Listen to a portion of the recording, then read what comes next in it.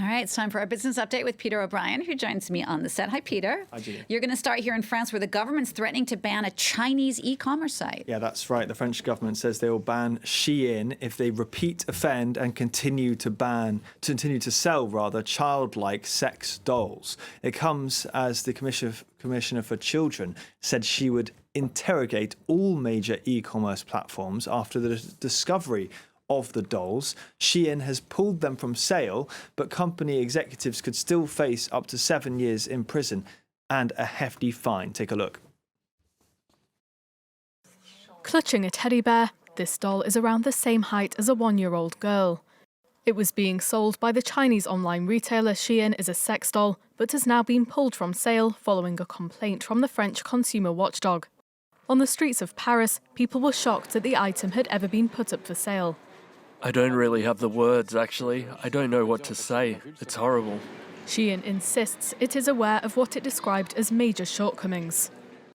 We are taking immediate corrective measures and strengthening our internal systems to prevent such a situation from happening again. Shein has been fined by France several times this year, including for false advertising. Those fines total €191 million. The latest controversy comes days before the company is set to open a physical store in Paris, its first in France. 1 in 3 French people bought a product from the retailer in the past 6 months, and despite the multitude of scandals, Shein continues to attract customers. This latest episode is not going to improve the brand's image, but it's still a brand that is a huge commercial success. The French consumer watchdog has reported the case to French prosecutors, and company executives could face up to 7 years in prison and a €100,000 fine. Staying in France now, the country still hasn't figured out its budget, but there is a debate in the French parliament on that today. Yeah, there's another debate. It's the 8th day of discussions on the revenue part of the budget. And today's focusing on tax justice, so that includes amendments on real estate and inheritance.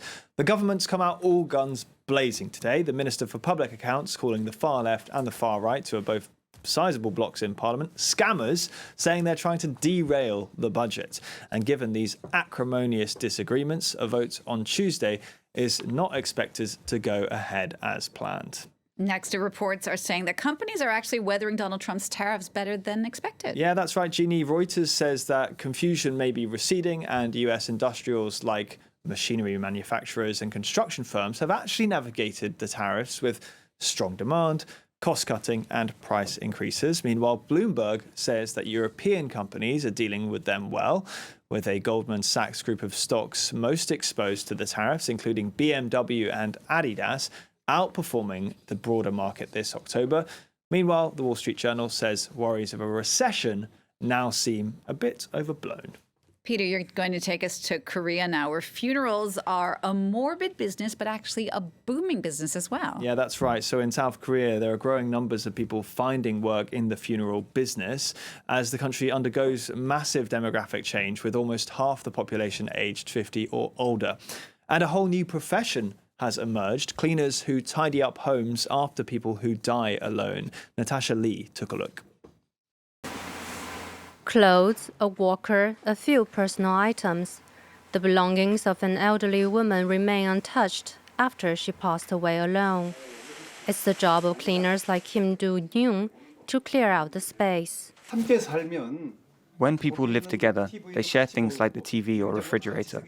So even if one person passes away, others continue to use them. But when someone living alone dies, all their belongings must be cleared out before anyone else can move in. It's a new profession, given the loneliness epidemic in South Korea, where single-person households now account for around 42% of all homes. Meanwhile, at the Busan Institute of Science and Technology, a new generation of students is training to prepare the deceased for their final journey, learning the art of funeral preparation. At first, dealing with the deceased can be frightening. But as you go on, you start to realize that death, in simple terms, is when a person closes their eyes and no longer breathes. Thinking of it that way helps you to accept and adapt to it more comfortably.